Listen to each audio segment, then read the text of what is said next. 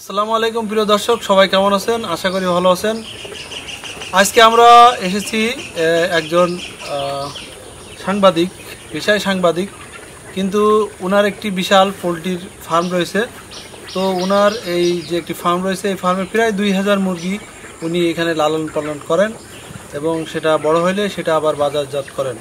তো আজকে আমরা এই যে পোলট্রি ফার্ম কিভাবে আপনারা শুরু করবেন আর এই পোলট্রির ফার্মে কেমন খরচ, পাশাপাশি এ থেকে আপনি কেমন লাভবান হবেন, সব কিছু নিয়ে, পাশাপাশি এর পোলট্রির যে রোগ ব্যাধি বা কী ধরনের ওষুধ ব্যবহার করতে হয়, সব কিছু নিয়ে আজকে আলোচনা করব।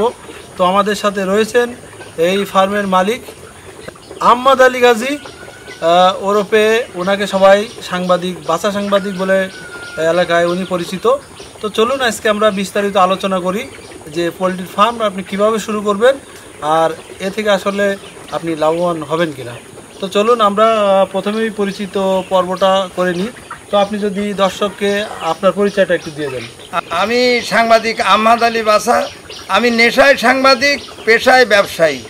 আমি দীর্ঘ আজকে 24 বছর ধরে এই পোলট্রির ফার্ম করে ব্যবসা করি। আমি এ থেকে আমার ভালো লাভবান হই। এইটা পোলট্রিটা পরিচর্যা করতে পারলে এতে লোকসানের কোনো বালাই নেই, কিন্তু এটা মূলত ওই কোম্পানি, ওষুধের কোম্পানি, ওনারা এসে আমাদের প্রশিক্ষণ দিয়ে যায় এবং সেই থেকে আমরা প্রশিক্ষণ নিয়ে যেভাবে পোলট্রি লালন পালন করতে হয়, এর লেটার পরিষ্কার, বর্জ্য পরিষ্কার এবং কোনো পোলট্রি হচ্ছে কিনা, অনাময় রোগ হচ্ছে কিনা, সেলস হচ্ছে কিনা, গরম লেগেছে বেশি কিনা, কাশছে কিনা, বিভিন্ন সময় এদের দেখাশুনো করতে হয়। করে এটা আমরা বড় হলে 30 দিন অথবা 35 দিন পরে আমরা বাজারজাত করি। এইভাবে আমি দীর্ঘ আজকে 24 বছর, আমার গ্রামের বাড়ি রাড়ুলি বাঁকা গ্রামে। আমি এখানেও জায়গা জমি কিনে এইখানেই ফার্ম করেছি আজ 24 বছর। তো সপ্তাহ বাই সপ্তাহ আপনি কীভাবে পরিচর্যা করেন? আমি প্রথমে বাচ্চা নিয়ে এসে, আমার এই পরিচর্যার প্রাথমিক অবস্থায় একটা ছোট্ট ঘর আছে, ছোট্ট বাচ্চা, তখন সেইখানে আমি ওকে বলে ব্লুডিং করে 1 সপ্তাহ অথবা 10 দিন সেখানে রেখে এরপরে আমি ওদেরকে আবার এই বড় ফার্ম যে দুটো আমার আছে দেখছেন, এই দুটো ফার্মে আমি ওদের নিয়ে আসি। তারপরে ওদের পানি, খাবার বা বিভিন্ন দিক যেটা প্রয়োজন আমি সেইভাবে ওদের দিয়ে আস্তে আস্তে এই প্রথম সপ্তাহে ব্লুডিং হবে, তারপরে সপ্তাহে আমি ওদের ভাগ করে এই দুটো ঘরে ভাগ করে দিয়ে এখানে আর কি ওই খাবার, পানি, ওষুধ পানি যা লাগে প্রয়োজন বোধে আমি সেটা দিয়ে থাকি। এইভাবে সপ্তাহ পর সপ্তাহ 35 দিনে হয়তো দেখা যায় আমার পোলট্রির ওজন আসবে, গ্রোথ হচ্ছে কিনা এটাও আমার দেখার বিষয়। মাঝে মধ্যে একটা দুটা নিয়ে ওই ফার্মে মানে ওজন করে দেখি আমার কিভাবে গ্রোথটা উন্নয়ন হচ্ছে। যদি কোনো সমস্যা হয় তাহলে কী জন্যই সমস্যা হয় যদি আমি নিজেই বুঝি, আমি সেটা ব্যবস্থা নিই। আবার যদি দেখি আমিও পাচ্ছি না, তাৎক্ষণিকভাবে আমার ডাক্তার আছে যিনি আমার এই বাচ্চা, খাবার যে মহাজন সরবরাহ করেন, ওনাকে বললে উনি ডাক্তার পাঠিয়ে দেন। আচ্ছা, উনি অনেক কিছু বলে দিচ্ছেন বলার সাথে সাথে। তো এই যে ব্রুডিংয়ের বিষয়টা বললেন, ব্রুডিংটা আসলে অনেকেই ব্রুডিং শুনলেই যে ব্রুডিং কি, তো এটা যদি আপনি একটু ক্লিয়ার করতে। ব্রুডিং মানে এটা আমরা গ্রাম বাংলায় বলে, ব্রুডিং মানে আমরা প্রাথমিক অবস্থায় বাচ্চা এনে একটা ঘরের ভিতরে রেখে ওর কতটুক পরিমাণে তাপ লাগবে, কতটুক পরিমাণ লাগবে না, এবং সেইটা আমরা ওই মিটার দিয়ে দেখতে হয় ওই বাচ্চার কত তাপের প্রয়োজন। এটা আমরা ওই মিটার দিয়ে দেখে আর কি এইভাবে এক সপ্তাহ নিয়ে যায়। যদি অতিরিক্ত ঠান্ডা হয় তো বাচ্চা একসঙ্গে দেখা যায়, এমনি প্রাথমিক অবস্থায় দেখেও বোঝা যায় যে এটা আর কি ওই যখন ওরা এক জায়গায় থুল মারে, মানে গোটো হয়ে আসে আমাদের গ্রাম বাংলায় বলে, তো তখনই বোঝা যায় ঠান্ডা লেগেছে। তখন আমরা পর্দা আছে, বস্তা বা কাপড় দিয়ে চারিধার দিয়ে ঘিরে দিলে ওরা গরমে তখন আরাম পায় এবং সব জায়গায় ছড়াই পড়ে। এইটা আমরা দেখি, তারপরে বুঝি যে এই তাপ লেগেছে, ঠান্ডা লেগেছে। এখন এই ঠান্ডা লাগার পরে এরা থুল মেরেছে, এই যখন ঘিরিয়ে দেওয়া হয় তখন আস্তে আস্তে ওরা ওই গরম পেলে ছড়াই যায়, ওরা তখন খেতে শুরু করে। আচ্ছা, তার মানে দর্শক মণ্ডলী, ব্রুডিংটা বিষয়টা হচ্ছে যে বাচ্চা যখন আপনার একদিনের বাচ্চা নিয়ে আসা হয়, তখন এই বাচ্চাগুলোকে ছোট্ট একটা জায়গায় সেখানে চারিপাশ দিয়ে আপনার কাগজ বা অন্য কিছু দিয়ে একটা ব্রুডিং ঘর তৈরি করা হয়। তার উপরে লাইট দেওয়া, 100 পাওয়ারের বাল্ব বা 200 পাওয়ারের বাল্ব, 100 পাওয়ার, মিনিমাম 100 পাওয়ার দিয়ে মোটামুটি আপনার যতগুলো বাচ্চা তার একটা নির্দিষ্ট পরিমাণ আয়তন হিসেবে সেভাবে একটা অথবা দুইটা যতগুলো বাল্ব প্রয়োজন হয় মিটার দিয়ে চেক করে সেটা করা হয়। ব্রুডিংটা হয়তো বা 5 দিন বা 7 দিন ব্রুডিং করার পরে 1 সপ্তাহ 10 দিন, তারপরে যখন বাচ্চাগুলো যে তাপ সহনশীল পরিবেশে যাওয়ার মতো হয় তখন এই ঘরগুলোতে আমি ওদের বহন করে নিয়ে আসি। আচ্ছা, এই যে খাবারের বিষয়টা, আপনারা প্রাথমিকভাবে ব্রুডিং এর সময় কি কি খাবার দেওয়া হয়?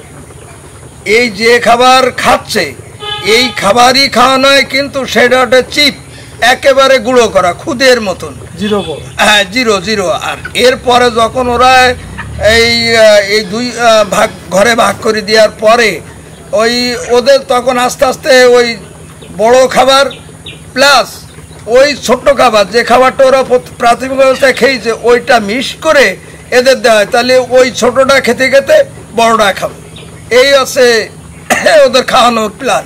আর বড়টা কতদিনে দেওয়া হয়? ওটা বড়টা 15 দিনের থেকে তখন আর ছোট খাবার লাগে না, বড়টাই চালানো হয়। দেখা যাচ্ছে যে বড়টাও নেই ছোটটাও নেই, তাহলে বুঝতে হবে বড়টা ওরা খাওয়া শুরু করেছে, অর্থাৎ তখন আর ছোট খাবারের প্রয়োজন হয় না। আচ্ছা, এবার যদি রোগ বালাইয়ের দিকে আসি, তাহলে আসলে মূলত কমন যে রোগ বালাইটা সেটা একটু বলেন তো, কি কি রোগ? কমন যে রোগ বালাই দেখা যায় অতিরিক্ত ঠান্ডা হলে ওদের সেলস হয়, মানুষের যেরকম সেলস হয় ওদেরও ঠিক ওই রকমই। তো তখন সেলস হলে ওর ওষুধ আছে, কোম্পানি আমার একেবারে আমি লিখিতভাবে নিয়েছি যে এই সেলস হলে কুড়ো মাসি যেরকম কাশে ওরা ওরকম খপ খপ খপ খপ করে, তখন বুঝতে পেরে সেলস হয়ে, তখন যে ওষুধটা যেমন ওই ডক্সিবিট, এইটা দেওয়ার পরপরই ওদের একটা নির্ধারিত নিয়ম আছে, সময় আছে, এই সময়ের মধ্যে দিলে ওটা দূর হয়ে যায় এইটা। আর মেন বিষয়টা হচ্ছে এই যে এর বর্জ্য, যখন এক জায়গায় যখন মেলা কুকুরো পাখি থাকে তখন এর যে বর্জ্যটা তাৎক্ষণিকভাবে বা পরক্ষণে আস্তে আস্তে পাত্র রেখে এই বর্জ্যটা আস্তে আস্তে খুঁটিয়ে তুলে দিতে হয়, তাহলে লিটারটা সুন্দর থাকে, এবং লিটার সুন্দর থাকলে পাখি মানে পোলট্রিরও কোনো সমস্যা হয় না। তো এই যে পোলট্রির ভাষায় লিটারটা আসলে কি একটু আমাদের বলেন? পোলট্রির ভাষায় লিটারটা হচ্ছে এই যে আমরা যখন এটা আর কি ওই ঘরের ভিতরে রাখবো, তখন দেখা যায় যে ও মাটির ভিতরে থাকলে ওদের তো পানি খায়, তারপরে ওই পানি পড়ে, বা ওরা যে বর্জ্যটা রাখে মানে পায়খানা করে যেটা, এটা তো মাটিতে মিশে থাকে। আমরা ওখানে করি কি কাঠের গুঁড়া শুকাইয়ে, সুন্দরভাবে শুকাইয়ে বালি এবং কাঠের গুঁড়া এই দুটা মিক্স করে ওইখানে দিলে ওরা যদি পায়খানা করে তা দেখা যায় যে ওইটাতে টেনে নেয়, পরক্ষণে আমরা ওইটা দেখে আস্তে আস্তে ওই পাত্রে একটা দিয়ে খুশি বলে আর কি, খুশি দিয়ে আমরা তুলে একসাথে আমরা সেটা ফেলে দেওয়ার ব্যবস্থা করি। এইটা আছে লেটার। শুধু কাঠের গুঁড়োও দেওয়া যায়, আবার এখন আমাদের গ্রামাঞ্চলে কাঠের গুঁড়ো অত্যাধিক দাম, এই দাম দিয়ে না করে বালি যদি শুকনো একেবারে শুকনো করে এই লিটারের ওই পাটি বিছানোর মতন বিছিয়ে দেওয়া হয়, তাহলে এটা আরও সুন্দর হয়, এবং আমি সেটাই করি। ওতে অনেক খরচ কম এইটা। আচ্ছা, 2000 মুরগি যদি লালন পালন করেন, লালন এর আগে তো আপনি করেছেন, হ্যাঁ, তো আমার এখানে কি অভিজ্ঞতা। পরিমাণ খরচ হয় আপনার? 2000 মুরগি তুলতে গেলে দেখা যাচ্ছে আমাদের ওষুধ পানি অনেক সময় পয়সা থাকে না, বাকি কিনতে হয়। তখন মহাজন আমাদের দাম ধরে। যদি যারা নগদ করে, যে যারা নগদই ব্যবসা করে, তারা লাভবান হয়। কিন্তু যদি বাকি হয়ে যায়, তখন মহাজন যিনি আমাদের এই মুরগি বা খাবার সাপ্লাই দেয়, ওষুধপত্র সাপ্লাই দেয়, তখন ওনারা আর কি ওইটা একটু বেশি দাম ধরে নেন। তখন তো আমাদের আর কিছু করার থাকে না, আমাদের সেটা দিতেই হবে। ব্যবসা করলে সেটা তো দিতেই হবে। তাতে দিয়েও আল্লাহ আমাদের কিছু বেনিফিট রাখে, এই জন্যে। তো আমি এবার যে ওনার কাছে আমি আরেকটু প্রশ্ন করতে চাই যে আপনার কি এই ব্যবসা, সাংবাদিকতা তো ওটা আপনার একটা নেশা, মানে ওটা তো পেশা না, এখান থেকে তো কোনো আয় আপনার হয় না? আমার কোনো আয় তো নেশার বশবর্তী, কিন্তু আপনার যে রুটি রুজি যেটা হয়, সেটা কি এই ব্যবসার মাধ্যমে কি আপনার সংসার পরিচালিত হয়? আমার এই যে রুটি রুজি, এটা আমার এই ব্যবসার মাধ্যমেই আসে।